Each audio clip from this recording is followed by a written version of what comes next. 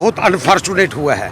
On the floor of the house जो सरकार की तरफ से डिप्टी सीएम साहब खड़े हुए तो उन्होंने इस बात को डिसओन किया कि सरकार ने इसको ऑन नहीं किया है। मैं उनको कहना चाहता और मैंने यहाँ तक ये कहा था कि अगर ऐसा ऑर्डर नहीं होगा, सरकार की कंसर्न नहीं होगी, तो मैं एज ए विधायक जो है मैं अपने आप को रिजाइन करूँगा। और आज आपको मैं इस बात के लिए बताना चाहता हूँ कि ये गवर्नमेंट का ऑर्डर है जिसमें उन्होंने कंसेंट इस बात की दी है कि रोपवे, मैं अगर आपको पढ़ के बताऊँ तो मैं बताता हूँ आपको, ये government order number 66 JKTSM 2025 dated 14/8/2025 14/8/2025 मतलब कि जब इनकी सरकार यहाँ पे थी, उमर अब्दुल्ला साहब की सरकार, in exercise of the power of the confirmed by the section 7(1)(2) the Jammu and Kashmir aerial ropeway act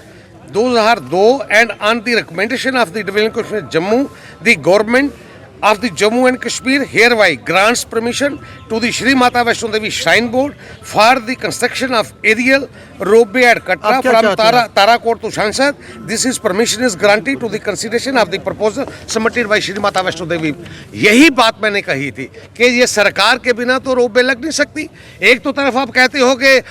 MLA गुंडागर्दी कर रहा है, वहाँ पे आप उनको प्रवोक वहाँ पे कर रहे हैं, और ये आज जो सामने पता चला कि ये सारी की सारी जो बात वहाँ कटरा पे लोग प्रोटेस्ट कर रहे हैं, ये यहाँ के डिप्टी सीएम खास तौर पे मैं कहूँगा ये इनकी जिम्मेवारी है। और मैं इससे भी आगे आपको कहूँ, आपने प्रोटेस्टर को देखा होगा, उन्होंने मुझे मारने की धमकी दी है, उन्होंने मेरी प्रॉपर्टी को जलाने की धमकी दी है, उन्होंने मेरे घर को उड़ाने की धमकी की है। और मैं आपको बताना चाहता हूँ, अगर ऐसी कोई वारदात हुई जिसमें मेरी जान और माल को कोई नुकसान पहुंचा, तो मैं आपके माध्यम से कहना चाहता हूं ये सरकार तो जिम्मेवार होगी, मगर सरकार के साथ पर्सनली जो है सुरेंद्र चौधरी एज ए नामजद मैं करके आपको कह रहा हूं, वो डिप्टी सीएम जो जहां पे हैं, जिन्होंने झूठ बोला है वहां पे, उनको मैं जिम्मेवार मानता हूं। आप पिछली मेरी कार्रवाई देखिए, मैंने डे 1 जब असेंबली में सवाल उठाया था तो उसी बात के उठाया था कि जो रोजगार खास तक फर्क पड़ता है रोपवे का 70% उसमें मयूल मजदूर, घोड़े वाले, पालकी वाले, प्राम चलाने वाले लोगों को फर्क पड़ता है। और मैं धन्यवाद देना चाहता हूं माता वैष्णो देवी श्राइन बोर्ड के गवर्नर साहब को, जिन्होंने परसों की बोर्ड मीटिंग में ये फैसला कर लिया कि हम इनको रिहेबिलिटेट कर देंगे। और रिहेबिलिटेट करने के साथ मैं धन्यवाद देना चाहता हूँ स्पीकर महोदय को, उन्होंने मुझे बोलने की इजाजत दी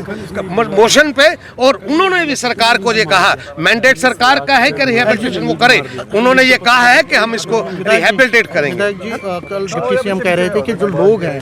लोग नहीं चाहते, तो हम भी तो लोगों के साथ हैं। मेरी एक बात, आप भी तो लोगों के साथ, मेरी एक पहले बात सुनिए। माता वैष्णो देवी की श्राइन जहाँ पे 1 करोड़ यात्रु आता है, वो कटरा वालों की सिर्फ है, वो जम्मू वालों की सिर्फ है, वो पूरे भारतवर्ष की है जो 1 करोड़ लोग वहाँ पे दर्शन करने के लिए आते हैं। ये जो रोपवे लग रही है वो उन जातियों के लिए लग रही है जो जा नहीं सकते, वो उन जातियों के लिए लग रही है जो डिसेबल्ड हैं, वो उन बुजुर्गों के लिए लग सकती है जो जाना तो चाहते हैं मगर जाना नहीं पहुंच नहीं सकते। ये रोपवे इसलिए नहीं लग रही कि मेरे काम को फर्क पड़ेगा, पड़े तो पड़े फिर फर्क। ये लोगों की ये गलत धारणा, और खास तौर पे इस पे डिप्टी सीएम साहब जिम्मेवार हैं जहाँ की सरकार जो उनको बर्ग ला रही है। हमें किसी के हित को साधने के लिए नहीं करनी है रोपवे। उनके साथ बातचीत होगी, कुछ बातचीत हो चुकी है, हाई लेवल कमेटी कटरा में गई थी, 9 वफद वहां पे मिले हैं, और मैं आपको रिपोर्ट दे दूंगा वो हाई लेवल कमेटी की जो पिछले साल की है अब की है, उसमें साफ लोगों ने कहा है कि हमें कोई एतराज नहीं है कि वहां से रोपवे लगे।